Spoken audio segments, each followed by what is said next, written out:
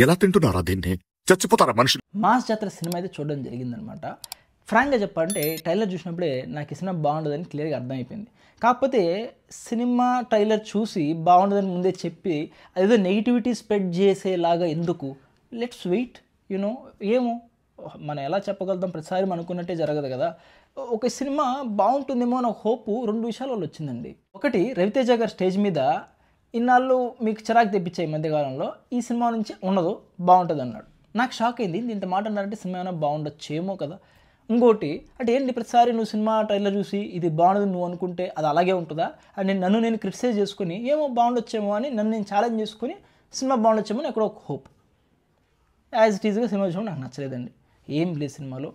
Story ఏంటి, నాకు అర్థం కాన్సెప్ట్ ఏంటో తెలుసా మీకు? సినిమాలో విలను గంజా వ్యాపారం చేస్తూ ఉంటాడు, హీరో పోలీసుగా పోయి ఎదుర్కొంటాడు. ఇదేంటండి, ఇది ఏం స్టోరీ అండి? నాకు అర్థమే కావట్లేదు. దీంతో ఏముంది, స్క్రీన్ ప్లే ఏముంది, అసలు ఈ స్టోరీని ఎలా ఒప్పుకున్నారు?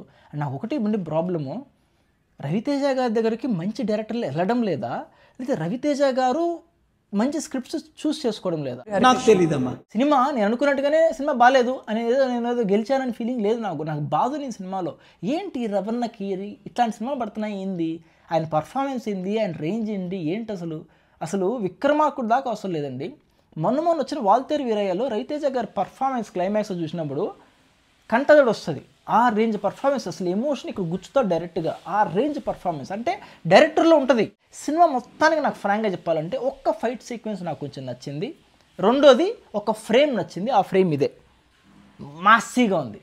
ఈ ఫ్రేమ్లోని ఎనర్జీ సినిమాలో కొంచెం ఉన్నా కూడా సినిమా ఎక్కడికో పోయేది. నాకు ఈ రెండు తప్ప సినిమాలో నాకు ఏం అర్థం కాలేదు. అసలు పాటలు ఎందుకని, పాటలు నాకు అర్థం కాలేదు. నీ డ్యాన్స్ నెంబర్లు ఎందుకు, అసలు హీరోయిన్ ఎందుకు, హీరోయిన్ పర్ఫార్మెన్స్ లేదు, విలన్ పర్ఫార్మెన్స్ లేదు, పర్ఫార్మెన్స్ సరిగ్గా లేవు. అసలు ప్రతి ఒక్క సీన్ మనం ఎక్స్పెక్ట్ చేసేస్తుంటానా, నెక్స్ట్ ఇదేగా జరిగేది, నెక్స్ట్ ఇదేగా జరిగేది అన్నీ తెలిసిందే కదా. తెలియంది ఏముంది అక్కడ? ఒక ఫైట్ కూడా ఎందుకంటే ఆర్గానిక్గా వచ్చినట్టు ఉండదు, కాలం ఫైట్ పెట్టినట్టు ఉంటుంది. హీరో ఒకరిని కాపాడుతాడు అంత కష్టపడి, మళ్ళీ ఆయన విలన్ చంపేస్తాడు. అంటే విలన్ చంపబోతుంటే నువ్వు కాపాడవు అంటే ఆయన సెక్యూర్ చేయాలి కదా నువ్వు, మళ్ళీ ఆయన వదిలేస్తావు, మళ్ళీ ఆయన విలన్ చంపేస్తాడు. అసలు సినిమాలో లాజిక్లు ఉండవు. అసలు ఏంట్రా, ఎప్పుడు 10-15 ఏళ్ళ ముందు సినిమా రావాల్సింది ఇప్పుడు వచ్చిందా అనే డౌట్ అయితే వస్తుందండి. ఫ్రాంక్గా చెప్తున్నా, ఏంటో మరి ఏందో అది నాకు అర్థమే కావడంలే. సినిమాలో ఒక అండర్ కవర్ కాబు ఉంటాడండి, ఆయన చూస్తేనే అర్థమైపోతుంది చావుకల ఈయన చచ్చిపోతాడు సినిమాలో అనేలా మనకు ముందే అర్థమైపోతుంది అనమాట. ఆయన వచ్చి ఆఫీసర్ని మీట్ అయ్యేది కూడా, పోలీస్ ఆఫీసర్ ఆఫీస్లో ఉన్నప్పుడు ఆఫీస్కి వచ్చి అఫీషియల్గా మీట్ అవుతాడు ఆయన.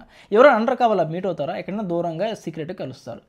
అది తెలిసిపోతుంది ఈయన చెల్తా అని, అలాగే అవుతుందన్నమాట. పోనీ ఆయన్ని హీరో వచ్చి కాపాడతాడు. ఎలా అంటే ఓ రేంజ్ హీరోయిక్ షార్ట్స్ పెట్టి కాపాడతాడు. పోనీ కాపాడలోనే ఏమన్నా జాగ్రత్త దాచిపెడతా అంటే అది లేదు, మళ్ళీ వచ్చి విలన్ చంపేస్తాడు. అసలు ఏం సీన్ లేదు. మీరు ఏం చెప్పాలనుకున్నారు ఆడియన్స్కి? అసలు మీకన్నా అర్థమవుతుందా? నా సిన్సియర్ రిక్వెస్ట్ ఏంటంటే నెక్స్ట్ సినిమాలో హీరోయిన్నే వద్దు, ఆ ఐటమ్ సాంగ్లే వద్దు, ఏ సాంగ్లు ఉండకుండా పర్ఫార్మెన్సు, ఆ కాన్సెప్టు కోర్గా దాని మీదే పడి ఒక మంచి కాన్సెప్ట్ మూవీ చేసి ఏదైనా మంచి హిట్ కొట్టాలని నేను వెయిట్ చేస్తున్నానండి. ఈ మాస్లు ఇవన్నీ వర్కౌట్ అవ్వడం లేదు. రాజేంద్ర ప్రసాద్ గారి క్యారెక్టర్ ఉంటుంది, అప్పుడప్పుడు కామెడీ కొంచెం వర్కౌట్ అయిందేమో అనిపిస్తుంది. ఆ క్యారెక్టర్ని ఎండ్ చేసిన విధానం కూడా అంటే ఏంటి, ఇది కామెడీనా లేదా సీరియస్సా? ఓకే ఇప్పుడు బ్యాక్గ్రౌండ్ స్కోర్ మార్చారు కాబట్టి ఇప్పుడు సీరియస్ సీన్ లేదు, ఇప్పుడు బ్యాక్గ్రౌండ్ స్కోర్ మళ్ళీ మార్చారు కాబట్టి కామెడీ సీన్ అనేలాగే ఉంటుంది. రవణ క్యారెక్టర్లో కూడా ఒక కన్సిస్టెన్సీ ఉండదు.